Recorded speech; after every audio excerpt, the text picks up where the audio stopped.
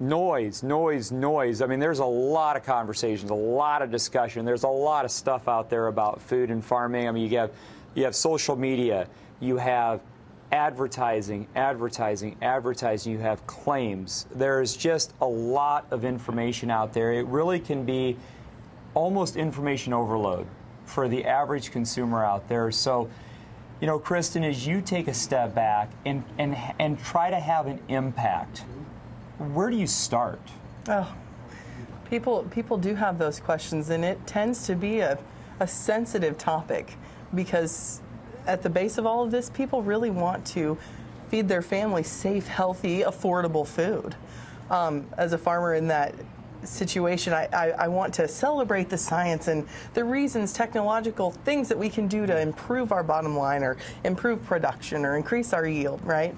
But I think tactically speaking, from a communication perspective, it's listening and making sure I know exactly what that person I'm talking to, what exact concern I'm going to help them address. And I'm not an expert in all things.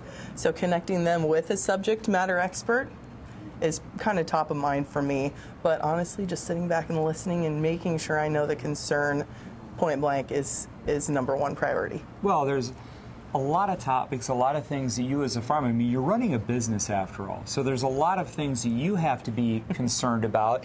And the same thing holds true for food retailers. I mean, just the retailer to the consumer, that's just one aspect. But I think it's important, Michelle, that people also know about the breadth and scope of topics that you at the Iowa Grocery Industry Association are dealing with day in and day out. I think people would find it fascinating. We do. We get to work on a lot of different subjects, Aaron, but you know, I think one of the biggest things that's first and foremost for our members is food safety, and that's a really important part of this conversation today too. You know, people want to know where their food's coming from, they want to know it's safe, and they want to know that it fits their diet restrictions and, you know, feeding their family healthy food. Is such an important part just at the base of what we do, and you know, we have a great opportunity there. And to your point, there is a lot of information out there, and it's retailer, and it's the jobs, and you know, all of our jobs to work together to provide information to consumers that's clear, that's concise, that helps them wade through all that information. And there's a lot of it out there. So I think that makes it even more difficult to really get to the science part. I mean, let's face it, there's price, there's convenience, there's, you know, taste, all of those things. So, Ruth, when it comes back to the things that really matter about food, like the science behind it, how do you have those conversations with people? Where should we start? Well, we as scientists, if I put myself in that umbrella, have been trying to provide information about nutrition and wellness for many, many years, right? Back to the dietary guidelines, 1980, they first came out.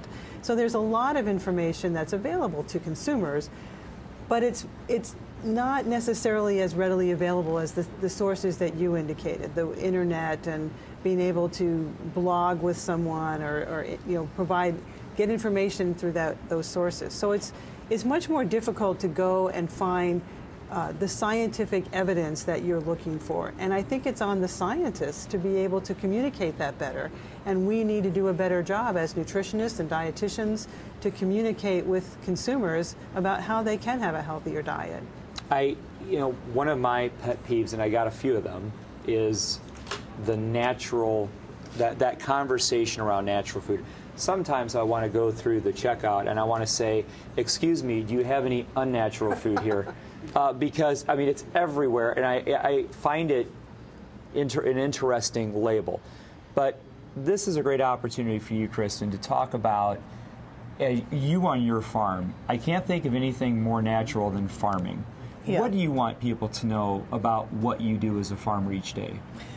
You know, raising your children on the farm, for one, is experiencing agriculture again through a child's eyes is something that's so beautiful. It's wonderful. And if I step back to that, my son's in first grade, okay? That level of his understanding of what's going on the farm is kind of what a lot of people have as their basis of knowledge to begin with. So using his little mind to create things I want to talk to consumers about is great.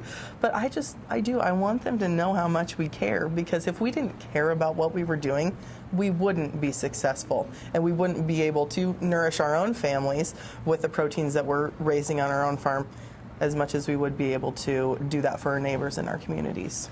And again, with so many that you represent, Michelle, what do you want people to know from your vantage point in the retail side of this? Because farmers need the retailers need the farmers. So we're all in this together. What do you want people to know?